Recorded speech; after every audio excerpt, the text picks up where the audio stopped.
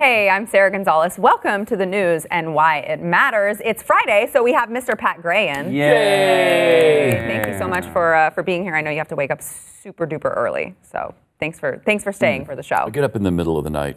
As soon as I go to bed, I have to get up. So it's kind of weird. Yeah. Sounds like not a great setup, Pat.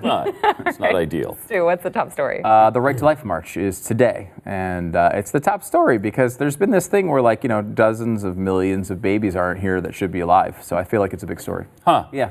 Really? I feel like it's worth a walk. Okay. All right. For me, it's a continuing border situation in the shutdown, and how do we resolve it? Who comes out of this looking good? Yeah. All right. A lot to get into there. Jason. Twitter fight.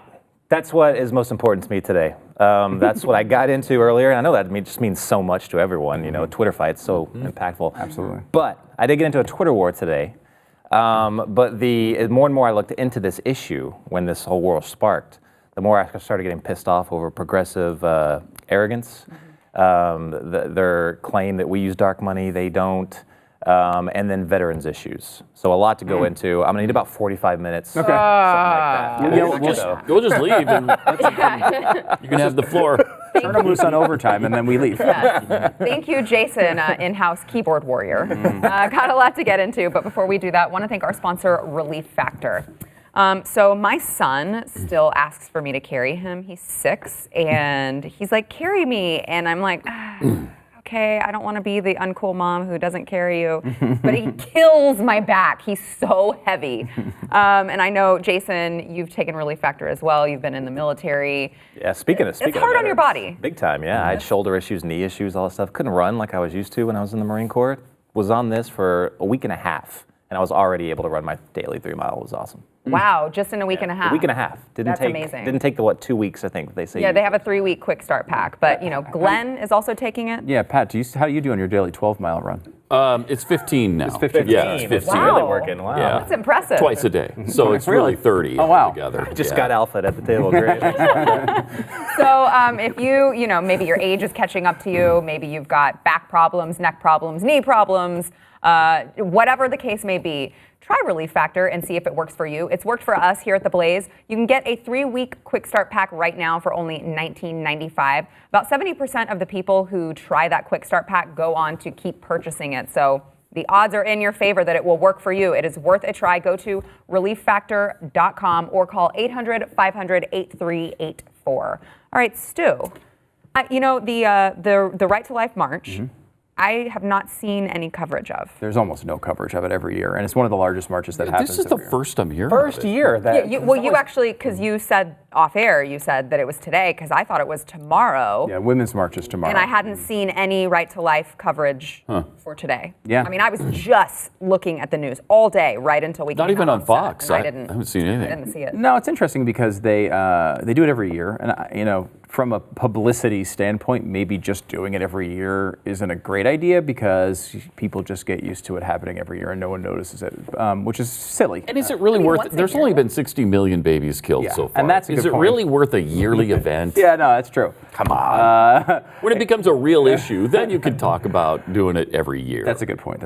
Yeah. When we think about the worst things that have ever happened in the history of the planet, start there. A lot of us get you think of terrible crimes, you think about serial killers, you think about awful policies that wind up killing a bunch of people, wars, right?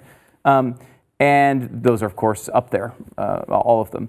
But I think the worst things that we do as a society, or the worst things that have ever been done in humanity, are typically not things like that everyone can stand around and say, that is a horrible thing and no one should be doing it. Go back to slavery. Yes, I think a lot of people, certainly Ben Franklin absolutely was aware as a strong abolitionist, and many of our founders were that way. However, we also had a society that had lived and came out of a world where slavery was the norm in many, many, many places. And so there was a justification that went on when people said, you know what, obviously all men are created equal, but they're not men. They're black people, so they're just basically property. That was really the thought at the time. And it was uncomfortable, I'm sure, for a lot of people. I'm sure in the quiet of night, a lot of people, if they came across their minds, they thought to themselves, that doesn't feel right. doesn't seem like the Even right slave thing to owners do. felt that way. Even slave owners felt that way. Some, I mean, Yeah. some of the hardcore, I'm sure, in the Yeah. South were fine, but the Jeffersons and Washingtons, and there were thoughtful people who thought this is not right. There's something wrong here, but it was hard to kind of take on. I think some of this happened, with Jews in Germany, right? Like, yes, obviously we know Adolf Hitler, horrible crimes, but there was a strong enough distaste for Jews that allowed him to get over that. The general anti-Semitism allowed a lot of people to kind of just go the other way, and a lot of times people, I'm sure, thought like, I don't know, should we be doing this? But they're Jews, so I mean, it's probably okay, right? I think that's where that's this situation with abortion. You can get in Twitter fights all day about this with people about women's right to choose and all these things. But stop and back up for a second. These are people that should be alive and aren't. 60 million people in this country alone, which is a small slice of the actual problem worldwide, should be alive today and aren't because we don't really want to talk about this topic. It's a little annoying. It gets you in Twitter fights. It's uncomfortable. You don't want to be blamey. These are people that should be here. They should be here doing great things. They should be here doing terrible things. They should be annoying people at the gym and wonderful people that solve your illnesses. All of this, whether they're good people or bad people, doesn't matter. They are people that had the right to live. And here we are, 6 million people later, and we can't even bring ourselves to have a conversation about this legitimately in politics. And the worldwide figure, you know what it is since 1973? 1 billion. A billion people.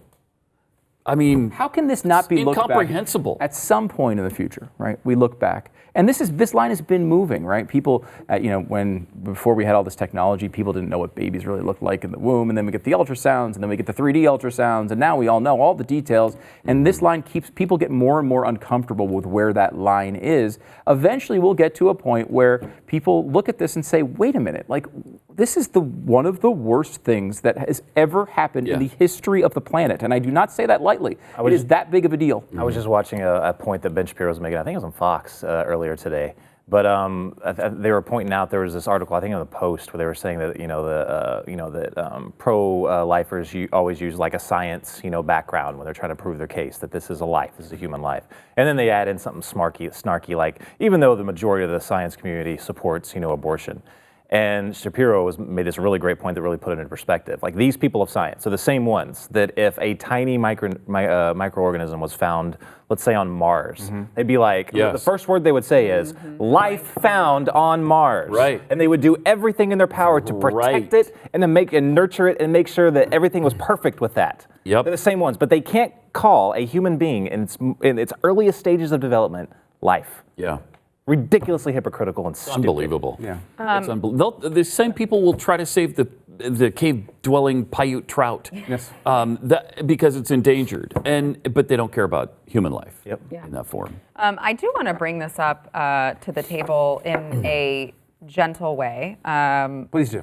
Okay. I'm up for all gentle debates. Okay. Well, okay, good. Because we just talked about this a couple days ago. Pat, you weren't here, but we went through the statistics of the Marist poll. Yes. And Glenn and Stu and Chad Prather and I talked about, where we stood on cases of rape and incest.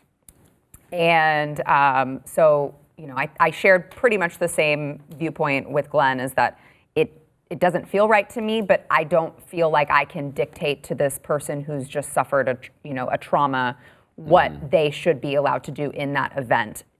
Understood that it's hypocritical to say, but that's just my feeling. So I got some viewer feedback on that, and they were very upset with Glenn and with myself. Really? I thought usually people are upset with me on that one. No, they were very upset with us because they said that morally we were wrong and it was going against the Bible, and they sent me some Bible verses to show how wrong I was on that issue. But it made me think, I'm with you. You know what I mean? Like deep down in my heart, I have the same conviction that you do, and I wonder if we could shape our narrative to be less critical of someone who is like, Yeah, I agree with you. I can't, I'm not to that point yet, but I'm on board as a whole, and I wonder if the GOP and the pro-life people, if we could just shift the messaging a little bit to be less, condemning, if other people would be more like, yeah, you know what? I'm proud to say that I'm with you because, you're not criticizing me if I'm not. What did you and Glenn say? I missed that show. Did you say you guys agreed with abortion if it was incest and race? Yeah, well, we didn't say we agreed with abortion. Right. I would make my own personal decision about it. But, if it was my friend or, he said my daughter or someone that I knew that said, I was raped and I am pregnant and I don't, And I don't want to carry the rapist baby to term. Right. Every single day is just agonizing for me to think about, and I don't want to do it. I would give them advice. There's no question that's agonizing and an awful situation. It is agonizing. But I mean, I always take this from my perspective, which is deeply Christian and religious perspective, is that's you were there with your Heavenly Father before you were born. That is a life that has a soul and was given specifically for a purpose, which makes it sacred. Yeah, and I think we talked about this the other day, and to your point, I think we had the conversation the other day about this, that is the way it should be talked about, which is people understand that people are going to have different views, and I think it's admitting that it's a tough one, is not, there's nothing wrong with that, but it's a situation where a lot of times Republicans kind of mention this idea of well, just have the baby, just have it. And you minimize the idea of what a torturous experience that would be for a mother to take a the worst case, right? Rapist baby to term. That is utter torture. I wouldn't wish it on my worst enemy. Yep. However, there are two horrible things associated with this event. One is a woman having to take a baby to term as a rape. It's terrible. We shouldn't dismiss how terrible it is. The other one is a life ending. It's death penalty. And that is kind of why I can understand the emotion about it, and I can understand Glenn even said it today. He's I know I'm hypocritical in this. It's impossible. It's an impossible situation to have to deal with. And as we know, it's a very small percentage of the debate, and most of the time when it's brought up, it's just a Democratic talking point. Yeah. I find it interesting among I consider you guys smart conservatives who think about these things a lot, because it's a tough one to deal with. But as I've tried to deal with it and be as consistent, at least for me, as possible, I've ended up saying I think it is wrong to do it through that period. It's very difficult. The Republican kind of position is to say that rape and incest it's allowable. And by the way, that's the overwhelming majority of people. People, even pro-choice people, there's a large percentage of them. But I don't feel like they get that messaging out. Yes, I think they have a hard time communicating that to the general public. And I feel like if they did, and if the people who were, pro-life under every circumstance like you, if all of us just said, okay, well, if the majority of us agree that abortion should not be allowed unless, rape or incest or whatever, and we can all just be out in the open, that we can all agree to this point, right. At least maybe we could get some traction there. Let's at least improve this freaking situation, right? I mean, for example, the basic restriction that's thrown around in pro-life, evil red states is limiting abortion between 20 and 24 weeks, second trimester. Second trimester abortion in the second trimester is opposed by all Americans by 37 points. This is not a close issue, and that's all Republicans have basically been asking for. Right. Now, sure, would I love them to all go away? Yes, I would. And that is exactly what I'm fighting for. However, if we can move this the right way, I always used to joke about this, and somewhat joking, let's return to Roe. Roe versus Wade said first trimester, period. Then they had the exceptions for life of the mother and a couple of other health of the mother and things like that in later terms. That's 12 weeks. That's way more restrictive than any state in the union. That's Roe versus Wade. That's not some liberal policy. That's the thing you keep praising if you're a Democrat. And if we could even go back to just that, right, like a 12-week limit, I mean, it would improve the situation dramatically, and at least we'd be moving the right way. That's what's so devastating about stuff like Roe v. Wade, is because it's just an entry drug to something more and more and more that's going to keep on compounding it better. That's why Obamacare was so devastating. It's going to be nearly impossible to get rid of, but it's the entry drug to more and more and more and more later. That's how these progressive policies work. All right, let's take a break. Back in a minute. I do think this gets viewed as slavery at some point, though. Maybe 100 or 200 or 500 years.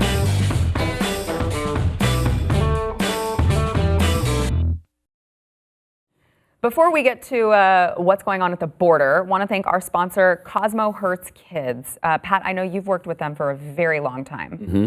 So go ahead. To me, it's a really important movement because if you've seen the articles in Cosmo, beyond any of the photographs, what they're selling visually, the articles are unbelievable, like teaching people the various sex positions. If it's your first time with a lesbian experience, here's what you should do. Or if you're having a three-way, these are just a few of the articles that are in this month's edition. And they advertise it on the front cover, too. do. So you don't even have to actually Right. dig into the magazine. So Victoria Hurst, who's the head of this campaign, just wants the state's material harmful to minor laws to be applied to Cosmo so that kids under 18 can't buy it. Pretty reasonable, I think. She's not trying to censor the magazine. She's not trying to drive them out of business. Just make sure kids under 18 can't buy it. I mean, And it's her family's, that's not crazy. It's her family's company. Yeah, it's right? the Hearst Corporation Yeah. that publishes Cosmo. So yeah, I wonder if it creates a little family Maybe issues. at Christmas, it might not be a little sure. Yeah. awkward. Maybe. It's a strong stance, though. It is a is. strong stance, and Yeah. she's really done a great job with this. So you go to CosmoHurtsKids.com if you agree. All right, Pat, the border. Yeah, I'm wondering now, an end? since this has been going on for so long, we're 28, 29, 30 days now with the shutdown, and it just doesn't look like there's a good way out for Donald Trump to get a win on this, because I don't see Nancy Pelosi caving. I don't see Democrats giving in. They think that they're in the right, and they think that blaming Trump is insulating them from any fallout from this. And so how does the president extract himself from this with a win? And I'm just wondering what conservatives would be okay with. Would you be okay if they cut a deal that it's just fencing involved? If they could get that deal where it's a total fence across the whole border, I'd be perfectly fine with that. But you have to fund the whole thing.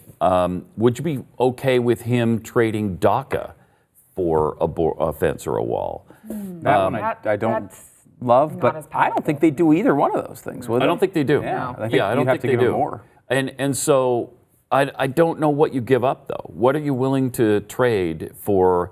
And a year ago, I wasn't willing to trade DACA for the entire border wall funding. Neither was the president. And now you look back on that and you think, wow, maybe that was a missed opportunity. I'm not sure. Because the wall is never, if it doesn't happen now, my belief is it's not going to, ever. We're never going to build it. So you think that there's no way that the president comes out with a win if he continues on. But what about, I feel like the majority of Americans agree with him and not with Nancy Pelosi and Chuck Schumer that there should be some sort of a border. If this is the border of a country, there should be some sort of barrier in between said countries. I feel like the majority of Americans would agree with that. Yeah, I don't know if they agree with the think so? polling doesn't I don't say. know if they agree with the wall. Yeah. But I think they No, agree and that's what I'm with saying, not the security. wall. Security, yes. Security Yes. and some sort of a barrier, not the Yes. wall, but like you said, some sort of a fencing. I think that most Americans, Yeah. from what I've been reading, not the wall, but they Right. would agree with that idea. For some reason, they do draw the line, it seems like, at the wall. Which doesn't make any sense. Like, if you pointless, think we yeah. should keep people I don't know out, why. We why talked does about it this matter? back in the day when Duncan Hunter was running for president, which was 2008. Yeah. He was talking about his big part of his campaign was border security, and a big part of what he was talking about was not a wall, but a double fence with a road in between that the Border Patrol could Like go back they up have and in down. San Diego, They do which it in San he Diego. helped get built. Which and reduced traffic by 95%. There's Yeah. actually a report I saw on CNN the other day, and Why were you watching CNN? well, it's part of my job, unfortunately. And so they're going to commercial, and it's Brianna Keeler, one of their midday anchors, and she's like, we're going to do a reality check in just a moment about the wall. Can we find any walls even around the world that are even working? And they go to break, and I'm like, are they going to tell me that they can't find my a fence gosh. anywhere in the world that works? And I was all fired up. I got my Twitter open. I'm like, oh, here we go. Here it comes. They're going to tell me there's no fences that work in the world, and this is going to be an amazing tale. And they came back, and you know what they said? Every example that they had works. Wow, really? The least successful example they had was 95% deterrent. They talked about Israel, they talked about Hungary, and they talked about, Egypt. There's one other one they talked about. I can't remember the third. Why'd they go forward? They could have just showed Yuma, Arizona, and San Diego. Yeah, but they those were also 80 to 90% effective. However, didn't they give a caveat that it wouldn't work in the United States? So they said they did. The only caveat they gave was the border. This is, like, for example, they're saying Israel, right? It's too hard. This is desert on both sides, much easier to monitor, which is all true. Yeah. It would be more challenging on the U.S. border. It's a longer border. All that's true. We went to the moon, but we can't build a fence. Right, exactly. Sorry. Would it be Can't do harder it. to enforce? I think, yes, it would be harder. I think we all know that. Yeah. That being said, that's not a reason not to do it. And they didn't say it wasn't a reason not to do it. I got to say, the report was, I thought, basically completely fair. That's staggering. Yeah, I was staggered too. I mean, the Israel numbers were well north of 95%. It was like 99.2% or something. I think that's what Netanyahu claims is like 99%. It has reduced terror strikes by 99% in and Israel. just people crossing the border. Incredible. It is. And It's so, incredible. walls obviously do work. Every person on earth knows it. Anybody with a brain knows. Yeah. It's not going to be 100% effective. And if you're present, and I do think that's part of the issue here. Because I think you could say, one way to get out of the situation maybe that you're talking about is honestly to give up on the wall and get billions and billions of dollars to do other things so they don't give Trump the win, but we still actually secure the border in some meaningful way. Maybe he would go that way. I think right now for Nancy Pelosi, this is about not giving Donald Trump something really good. I think so too. And I think at some level for Donald Trump is, I got to get this wall done. I promised it. If I don't get it, I lose. It's become a Lombardi trophy. Yeah, really. And that's the problem. That's why the Democrats went from 50-50 on it to 89-8 against it, because it's all about Donald Trump. And this is a much bigger issue than Donald Trump. This is the border of our freaking country. To answer your question that you started, I don't think they can. I don't think they're willing to compromise on anything. Anything. I don't think they're willing to give anything to compromise on. I don't either. So where does this end? Well, this is what scares me, is I think it ends in Trump saying, okay, forget it. You guys can have it. Open the government. Whatever you guys pass, I'm going to sign. And then the very next day, national emergency. So you think You he really totally think he- caves? And then And then- declares a Very next day. national emergency. Okay. That scares Which would me. hurt. And that polling is Yeah, even worse than that the would wall. hurt. The polling of the national emergency is a disaster even among Republicans. And so many Republicans, again, mostly in Twitter fights that I'm seeing, are saying, forget it. It is a national emergency, which I agree with. It is a national emergency. It's an emergency to the nation. But we don't need to set this standard. And they've already hinted at their reprisal. What's going to follow up with this? Climate change. Exactly. Emergency. You do your national emergency, we've got ours. It's just waiting. Yep. Yeah. And I think for $5 billion, they're going to want more. They're going to want the whole, not just DACA, but the whole DREAM Act. They're going to want massive concessions from Donald Trump. And I honestly, if it comes to him being able to sell to the American people that he won and there's some portion of the wall built, I think he might give it to them. And that to me is the most terrifying part of it. It's too bad. As conservatives and Republicans have just done a crappy job of defending the border situation forever. We started in the wrong way. We should have been pro-legal immigration the whole time. We should have been talking about things like just happened, the big drug apprehension at the border that just happened this week. What was it, 700 pounds of cocaine? Just the 700 pounds. Though. I mean, that's stuff that won't wind up in our children's veins or nostrils. Yeah. You're good on the drug stuff. I Yeah, can I'm tell. really good on the drug. That's in drug culture. All right, we got to take a break. We'll be back. Can you shoot up?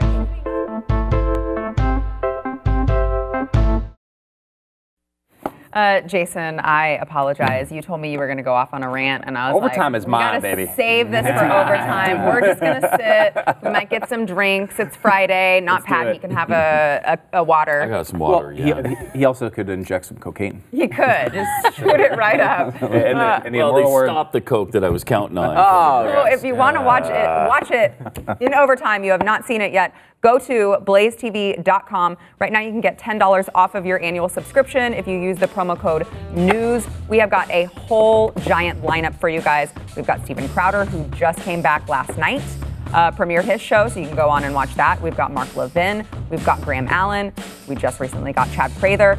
Everyone's coming over. Don't miss out. Go to blazetv.com, and we will see you guys in overtime next.